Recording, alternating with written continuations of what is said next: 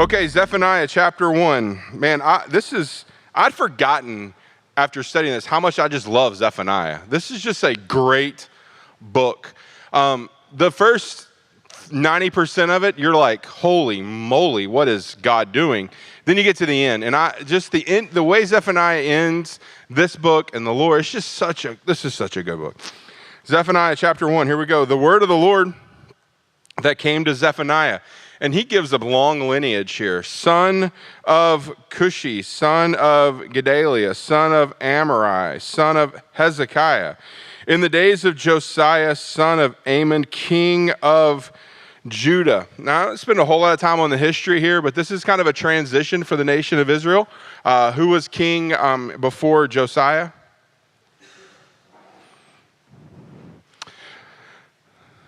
I'll let you look it up. Starts with an M. And Manasseh, and who was a bad dude. So Manasseh would sacrifice babies, which is why Zephaniah, his name means, do you know?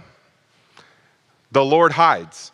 So it's interesting is that there's the people that it's almost like mom and dad knew that there were these babies and that were going to be, and so the Lord's kind of protected Zephaniah through all this. And so he has this long list. The nation of Israel is in a transition. There's a global power shift that's happening. What nation is kind of on the way out? Yeah, well, Babylon, and then the Assyrians are kind of, and so you have this transition, and so global power here. All right, so verse 2. Now, we don't have a whole lot of time to do this, so let me just make a couple of things so you can make note of, so when you go back and read it. Take your pen and highlight every time it says, I will, where it shows God doing something. I will, I will, I will, I will. So here we go, verse 2. This is verses 2 and 3 is judgment on the earth. I will completely sweep away everything from the face of the earth. This is the Lord's declaration. Now, underline this. This is the Lord's declaration. So skip ahead with me for just a little bit, okay? Go to the next verse. Verse 3, it says, this is the Lord's declaration at the end of the third verse. Then go to verse 10 of chapter 1. On that day, this is the Lord's declaration. Then skip ahead to chapter 2, verse 9. That's page 10. Therefore, as I live, this is the declaration of the Lord of armies. And you fast forward just a little bit more to chapter 3 and verse 8. This is the Lord's declaration. Then you go to the very end of the book, the last verse, the Lord has spoken, or this is the Lord's declaration. So the Lord is decreeing. I say that because Zephaniah is like, this ain't my words. This is the Lord's declaration, which is why I think it's important for me to say this. When I preach, when I pray, I have nothing to say. I literally mean, I got nothing to say. I want to know what the Bible says. What does the Lord say? This is why one of the greatest pet peeve in my life is when people stand up there and they read the passage, they close the Bible, and they talk for 30 minutes about something I could get out of Reader's Digest. I don't care what some writer, I want to know what the Bible says, okay? Anyway, I digress. The Lord's declaration. This is the Lord's declaration. Verse 3. I will sweep away people and animals. I'll sweep away the birds of the sky, the fish of the sea, the ruins along with the wicked. Notice this is the reverse order of creation. It starts with people, then moves to things. I will cut off mankind from the face of the earth. This is the Lord's declaration. Now, what does that sound like? What event does this sound like? I'll sweep away peoples and animals, birds of the sky, fish of the sea, the flood. That's exactly right. And the flood was brought about because of what? Sin, judgment, because of the sin. So this is this imagery language that God's kind of hearkening back to. I'm bringing judgment, not because I don't have anything to do on a Thursday night. I'm bringing judgment because of the sin of the nation of Israel. Verse 4. This is the judgment against Judah. I will stretch out my hand against Judah and against all the residents of Jerusalem. I will cut off every vestige of Baal from this place. Now, this is good. This is important. The names of the pagan priests, along with the priests, those who bow and worship, follow this, those who bow and worship on the rooftops to the stars in the sky, those who bow and pledge loyalty to the Lord, but also pledge loyalty to Milcom, and those who turn back from following the Lord, who do not seek the Lord or acquire of him. So what's happening here? Judgment is being brought on the people who are doing what? They're worshiping idols and God. And God, right? Go guys, what he says. Those who bow and worship on the rooftops to the stars in the sky, those who bow and pledge loyalty to the Lord, but also loyalty to Milcom. So write this word down. I'll spell it for you. SYNCRETISM.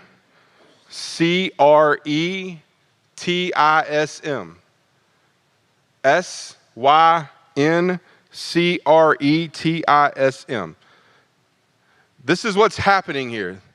These people are in one moment bowing and worshiping false idols, bowing, worshiping gods, kneeling on the rooftop, pledging loyalty to this false god named Milcom, but then also pledging and worshiping the Lord. In other words, I'll go to church on Sunday and raise my hand and sing praises to the Lord and worship him, but Monday through Saturday, I'm going to worship the idols of the world. I'm going to worship the idols of the things of this world, this dual worship that's happening. And so God's like, I'm bringing judgment because of the dual worship that's happening here in the nation. He says this. He says, be still. Circle that word. That's an imperative. He gives two of them. Here's the first one. He says, be still in the presence of the Lord. This is literally the sovereign Lord. And here it is. For the day of the Lord is near. And Zephaniah speaks about the day of the Lord a lot. Indeed, the Lord has prepared a sacrifice. He has consecrated his guests. On the day of the Lord's sacrifice, I will punish the officials, the king's sons, all who are dressed in foreign clothing. Those are people who want to dress like the other nations. On that day, I will punish all who skip over the threshold, who fill their master's house with violence and deceit. It's hard for us to understand. Those are references to pagan worship. There's a god, Dagon, D-A-G-O-N, that was worshipped on the threshing floor. So these are people who are worshiping false idols, people who are worshiping false gods. Verse 10, on that day, this is the Lord's declaration. There will be an outcry from the fish gate, a wailing from the second gate, a loud crashing from the hills. So the northern part there, wail, that's the second imperative. Wail, you residents from the hollow. For all the merchants will be silenced. All those loaded with silver will be cut off. And at that time, I will search Jerusalem with lamps. Listen to this. And punish those who settle down comfortably, who say to themselves, the Lord will do nothing, good or bad.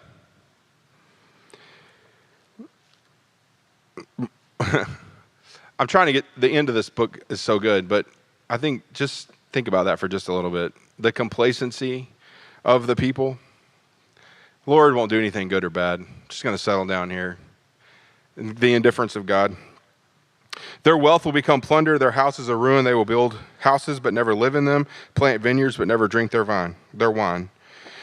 Here it is. The great day of the Lord is near.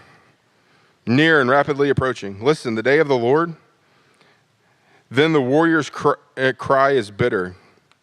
That day is a day of wrath, a day of trouble and distress, a day of destruction and desolation, a day of darkness and gloom, a day of clouds and total darkness, a day of ram's horns and battle cry against the fortified cities and against the high corner towers.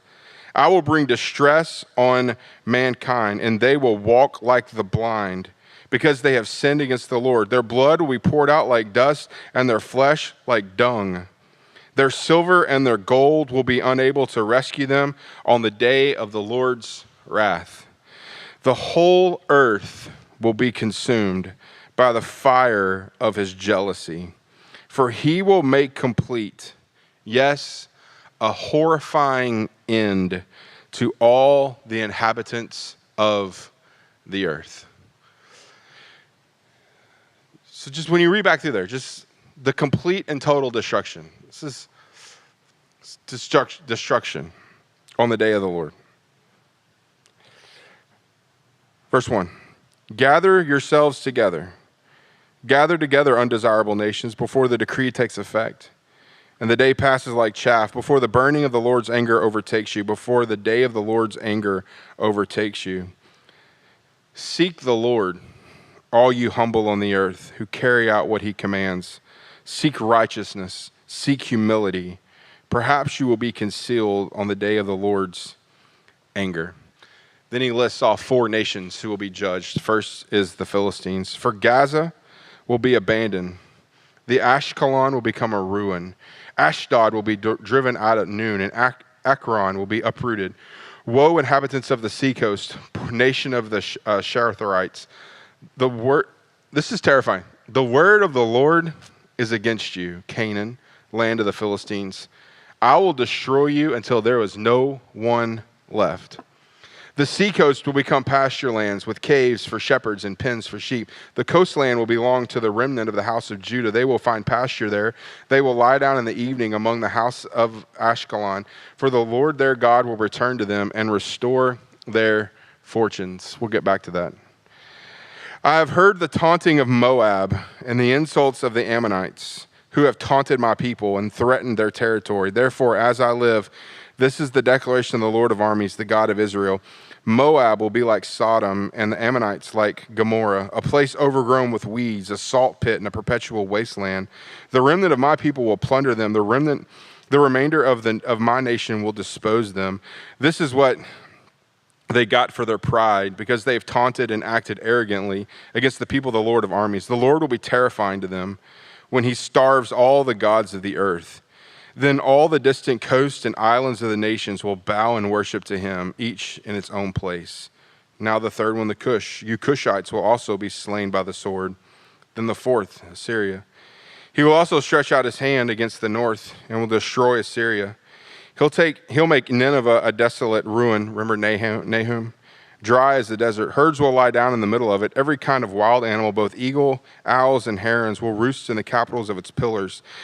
Their calls will sound from the window, but devastation will be in the threshold, for he will expose the cedar work. This is the jubilant city that lives in security, that says to herself, I exist and there's no one else. What a desolation she's become, a place for wild animals to lie down. Everyone who passes by her scoffs and shakes his fist. Chapter 3, verse 1. Woe to the city that is rebellious and defiled, the oppressive city. She's not obeyed. She's not accepted discipline. She's trusted in the Lord. She's drawn near to her God. The princesses within her are roaring lions. Her judges are wolves of the night, which leave nothing in the morning. Her prophets are reckless, treacherous men. Her priests profound the sanctuary. They do violence to instruction. The righteous Lord is in her. He does no wrong. He applies his justice morning by morning. He does not fail at dawn. Yet the one who does wrong knows no shame. I've cut off nations. Their corner towers are destroyed. I've laid waste their streets with no one to pass through. Their cities lie devastated without a person, without an inhabitant. I said, you will certainly fear me and accept correction. Then her dwelling place will be cut off, not be cut off. Based on all that I had allocated to her. However, they became more corrupt in all their actions. Therefore, wait for me. This is the Lord's declaration until the day I rise up for plunder. Listen to this.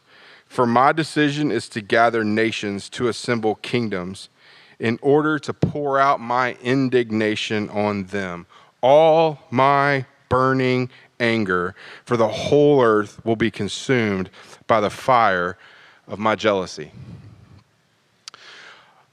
Those are, like, you just can't breeze through those in your yearly reading plan. Like, you just have to sit and think about this. The Lord displaying complete and total destruction and anger. Verse 9. For I will then restore pure speech to the peoples, so that all of them may call on the name of the Lord and serve him with a single purpose.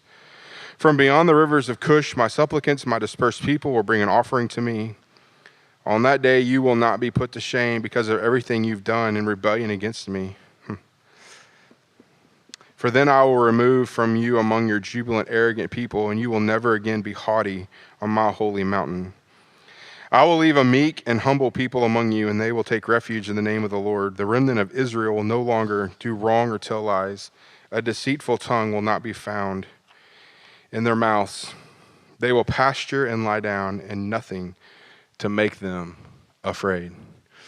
So I want you to get this. Stephen last week taught on what? Stephen, do you remember what you taught on last week? Chiasms, okay? I want to show you one in this text here. Did you use this one last week? Here it is. So take verse 14, 15, 16, 17, and I want you to notice the chiasm. Remember what the purpose of the chiasm was to what? Yeah, to what? Yeah, draw your attention to the main thought, okay?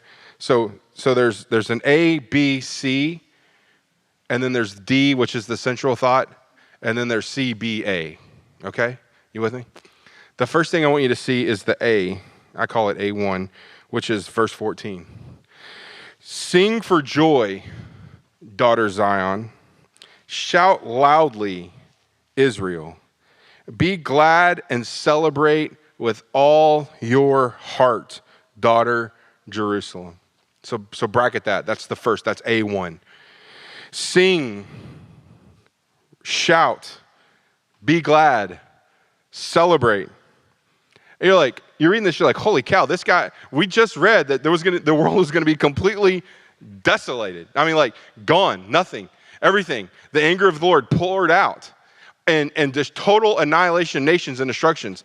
And then God says to the nation of Israel through Zephaniah, sing for joy, shout for joy, be glad, celebrate. How is he saying this? So that's A1. Then B1 would be the first part of verse 15, which is this. The Lord has removed your punishment and he's turned back your enemy. So rejoice and sing, the Lord has removed your punishment, he's turned back your enemy. Then C1 would be the very next line. The King of Israel, the Lord is among you. So you have A1, sing, shout, be glad, celebrate. You have B1, the Lord has removed your punishment, he has turned back your enemy. Then you have C1, the King of Israel, the Lord is among you. Then you have the central focus of what he's saying.